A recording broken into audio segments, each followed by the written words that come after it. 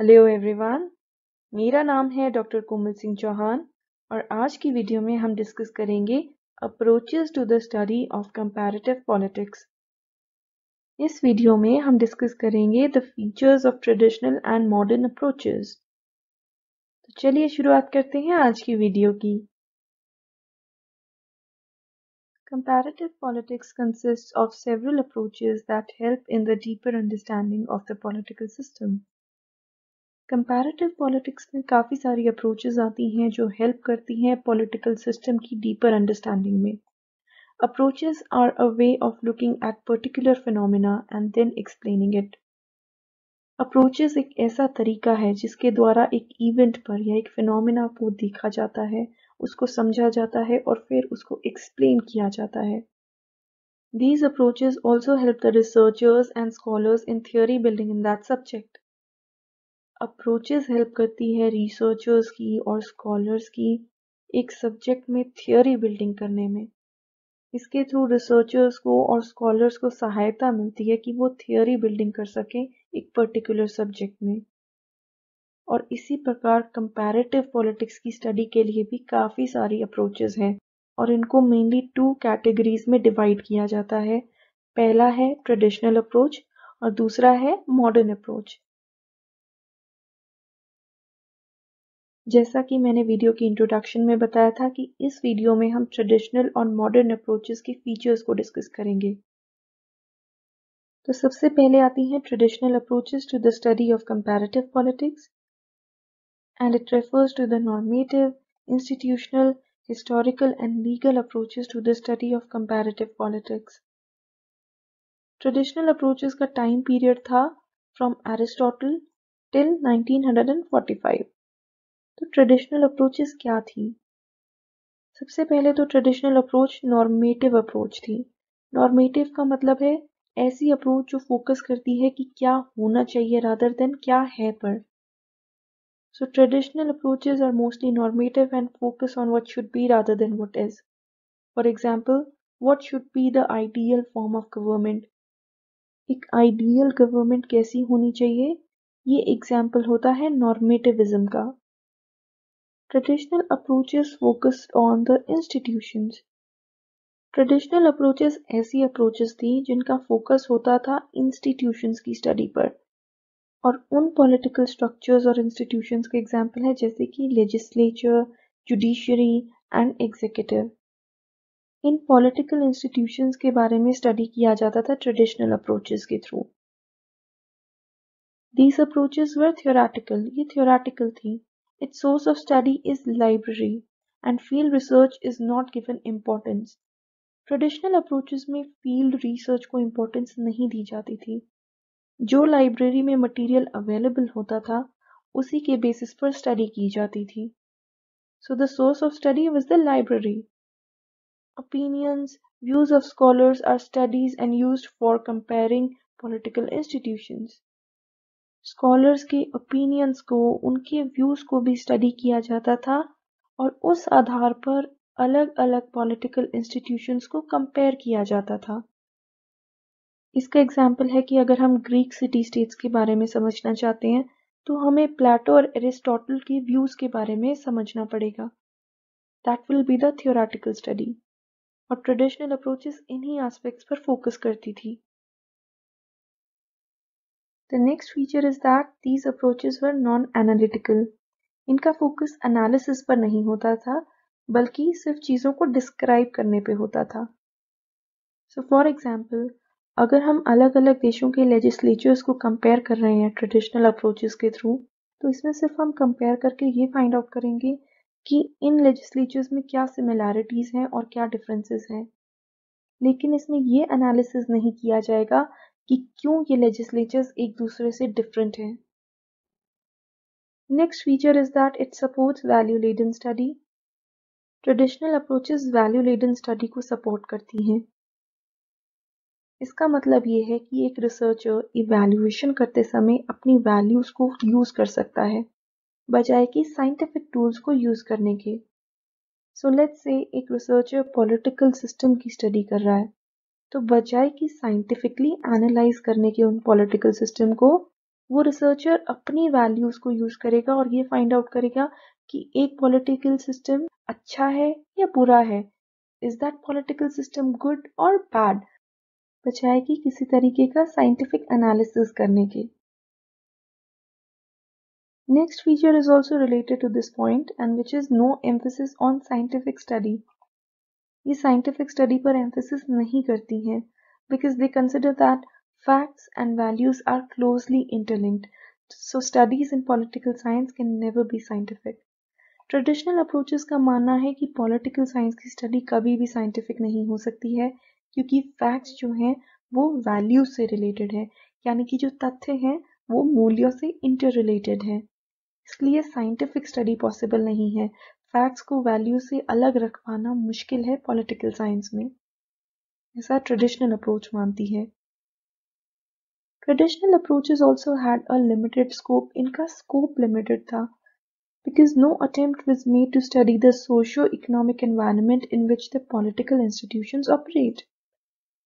इसमें कोई अटेम्प्ट नहीं किया गया था कि सोशो इकोनॉमिक एनवायरनमेंट जिसमें पॉलिटिकल इंस्टीट्यूशंस ऑपरेट करते हैं उसकी स्टडी की जाए। ये सिर्फ और सिर्फ पॉलिटिकल इंस्टीट्यूशंस की स्टडी करती थी। इट डिड नॉट स्टडी कि सोशो इकोनॉमिक एनवायरनमेंट कैसे पॉलिटिकल इंस्टीट्यूशंस को अफेक्ट करता है। ये इस अप्रोच का एक ड्रॉबैक भी है। Also it included the study of limited countries. Traditional approach में जो फोकस किया गया था वो था on the study of American and western European countries. बाकी कंट्रीज की स्टडी पर फोकस नहीं किया गया था, तो hence the study was limited to only a number of countries.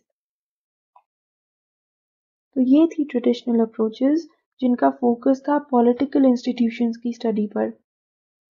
इनका एम था टू फाइंड आउट कि एक आइडियल स्टेट कैसी होनी चाहिए एंड ये normative and value laden studies पर फोकस करती थी बजाय कि एनालिसिस और साइंटिफिक स्टडी पर फोकस करने के। And hence they were non-analytical, value-laden. There was no emphasis on scientific study, as well as they had limited scope and study of limited number of countries. तो ये कुछ traditional approaches के features होने के साथ साथ ट्रेडिशनल अप्रोचेस के drawbacks भी हैं। ये साइंटिफिक स्टडी पर फोकस नहीं करती थी, इसका स्कोप भी लिमिटेड था, इसमें लिमिटेड नंबर ऑफ कंट्रीज पर फोकस किया गया, ना इसमें एनालिसिस पर फोकस किया गया एंड वैल्यूज को फैक्ट से अलग नहीं रखा गया। और इन्हीं ड्रॉबैक्स की वजह से इमर्जेंस हुई मॉडर्न अप्रोचेस की। सो ट्रेडिशनल अप्रोचेस में कौन कौन सी अप्रोचेस आती हैं? इसमें 4 मेन अप्रोचेस आती हैं जो कि हैं philosophical approach, historical approach, legal approach and institutional approach. इन चारों अप्रोचेस को हम अपनी नेक्स्ट वीडियो में डिटेल में डिस्कस करेंगे। Now comes the modern approaches to the study of comparative politics. So a need arises to study politics from a new viewpoint. एक नए नजरिए से पॉलिटिक्स की स्टडी पर बल दिया गया जिससे अराइज हुई modern approaches. The modern approaches came as a reaction to overcome the shortcomings of the traditional approaches. जो ट्रेडिशनल अप्रोचेस की शॉर्टकमिंग्स थी, उनकी ड्रॉबैक्स थे, उनको ओवरकम करने के लिए मॉडर्न अप्रोचेस आई एंड इनका मेन कंसर्न था साइंटिफिक स्टडी करना पॉलिटिक्स की। इनका टाइम पीरियड था from 1945 to present. And the main objective of modern approaches was to build theories in politics. Politics में theory building करना through scientific study. Modern approaches से related important thinkers हैं like David Easton, Gabriel Allman, David Apter, Carl Deutsch, Mac Ivor. All these thinkers made contribution towards the modern approaches of comparative politics. तो modern approaches के features क्या थे? It included scientific study. ये support करती थी scientific study का ताकि theory building की जा सके पॉलिटिक्स में, और ये फोकस करती थी एनालिसिस पर और एक्सप्लेनेशन पे rather than just describing things. तो जैसा कि ट्रेडिशनल अप्रोचेस जो थी वो नॉन एनालिटिकल थी, लेकिन मॉडर्न अप्रोचेस जो थी वो एनालिसिस पर भी फोकस करती थी। These were empirical, that means कि ये फोकस करती थी on what is rather than what should be. क्या होना चाहिए की बजाय क्या है पर ये फोकस करती थी। एविडेंस बेस्ड रिसर्च की बात करती थी। These approaches not only study political structures but the functions and processes as well. ना ही ये सिर्फ पॉलिटिकल स्ट्रक्चर्स की स्टडी करती थी, मतलब ना ही सिर्फ इसमें political institutions like legislature, executive इनको स्टडी किया जाता था, बट ये भी स्टडी किया जाता था कि ये स्ट्रक्चर्स क्या फंक्शंस परफॉर्म करते हैं। पॉलिटिक्स से रिलेटेड प्रक्रियाओं को भी स्टडी किया जाता था कि कैसे पॉलिसीज बनाई जाती हैं, कैसे लोग अपने लीडर्स के साथ इंटरैक्ट करते हैं, along with the study of non-state actors like interest groups and pressure groups. तो इसमें नॉन स्टेट एक्टर्स की भी स्टडी करी गई, जैसे कि interest groups, pressure groups, as well as the behaviour of the people.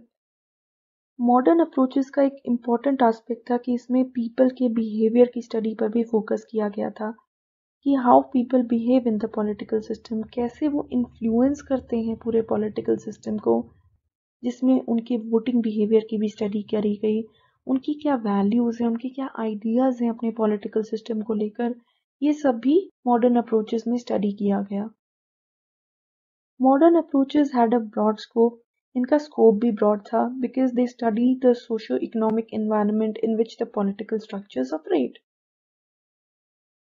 Modern approaches study करती थी सोशो इकोनॉमिक एनवायरनमेंट की, यानी कि सामाजिक आर्थिक एनवायरनमेंट जिसमें पॉलिटिकल स्ट्रक्चर्स ऑपरेट करते हैं, क्योंकि इस अप्रोच का मानना था कि जो सोशो इकोनॉमिक एनवायरनमेंट है वो पॉलिटिकल एनवायरनमेंट को अफेक्ट करता है, because all things are inter related with each other. तो इसीलिए सोशो इकोनॉमिक एनवायरनमेंट की स्टडी करना भी इम्पोर्टेंट होता है। They also support interdisciplinary study. ये इंटरडिसिप्लिनरी स्टडी का सपोर्ट करती थी कि मतलब दूसरे सब्जेक्ट्स के जो कॉन्सेप्ट्स हैं, चाहे वो इकोनॉमिक्स हो, सोशियोलॉजी हो, ऐसे सब्जेक्ट्स के कॉन्सेप्ट्स को पॉलिटिक्स में अप्लाई किया जाए ताकि पॉलिटिक्स का स्कोप बढ़े और इसकी साइंटिफिक स्टडी पॉसिबल हो सके। So these were the modern approaches. इसका फोकस सिर्फ वेस्टर्न कंट्रीज के पॉलिटिकल सिस्टम में नहीं था, बल्कि इसमें सारे कंट्रीज की स्टडी करी जाती थी, which even included the Latin American and Asian countries. तो मॉडर्न अप्रोचेस में आती हैं sociological approach, decision making approach, systems approach, structural functional approach, behavioural approach, Marxian approach, communication approach and economic approach. Most of these approaches are derived from other disciplines. इन सभी approaches को हम detail में एक एक करके अपनी वीडियोस में discuss करेंगे, बिकॉज ये बहुत इंपॉर्टेंट है और कंपैरेटिव पॉलिटिक्स का बेस है। आज की वीडियो तो सिर्फ एक इंट्रोडक्शन थी ट्रेडिशनल एंड मॉडर्न अप्रोचेस की, और इन ट्रेडिशनल अप्रोचेस को हम अपनी नेक्स्ट वीडियो में डिटेल में डिस्कस करेंगे, एज वेल एज उसके बाद हम मॉडर्न अप्रोचेस को डिस्कस करेंगे। तो उम्मीद है आपको ये टॉपिक समझ में आया होगा। अगर आपको मेरी वीडियो पसंद आई हो तो प्लीज़ इसे लाइक कीजिएगा, शेयर कीजिएगा और मेरे चैनल को सब्सक्राइब कीजिएगा। Thank you so much. आपका दिन शुभ हो।